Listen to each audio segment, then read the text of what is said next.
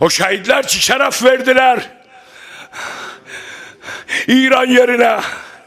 Aferin Bakiriyo, Berziger Çemran'a, Çemran o kahramanlığı özünden nişan veri, kardeşin sala bilmiyor tekten burada. Müftekori. Müftekori Çemran koyun geçsi yetişsi kulağına.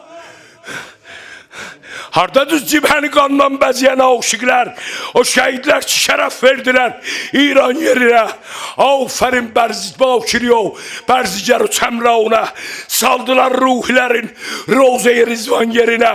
Elə boyda sən deyəcəksən Əmirəl Möminin məktəbinin dərsinə.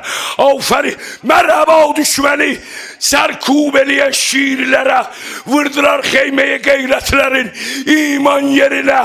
Hani Ferengi şehadet, hani merdanı Xuda, kimler eyleşti görün, kimlerin Allah'ın yerine.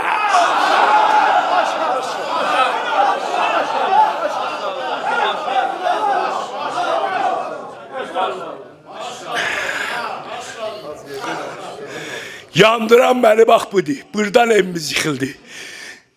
O zaviye buradan başlandı, açıldı. O tümbetün elədi bu işi. Benam-ı İzzet-i İslami əşraf-ı gərayini təcəmmür xahini getdi bu məmləkətə. Hani Fərəngi şehadet, hani merdan Xuda, kimler əyləşdi? Vallahi şəhəriz oxuya siz əhsən deydiniz, mən orada ağlaydım. Kimler əyləşdi? Bura bax.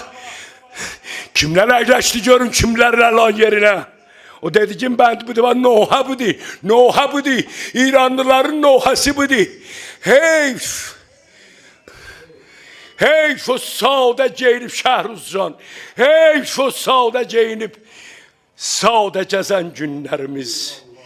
Kəstilər sadəligin başını qurban yerine. Gərək hətmən uca oxuyam, sən uca əhsən deyəsən.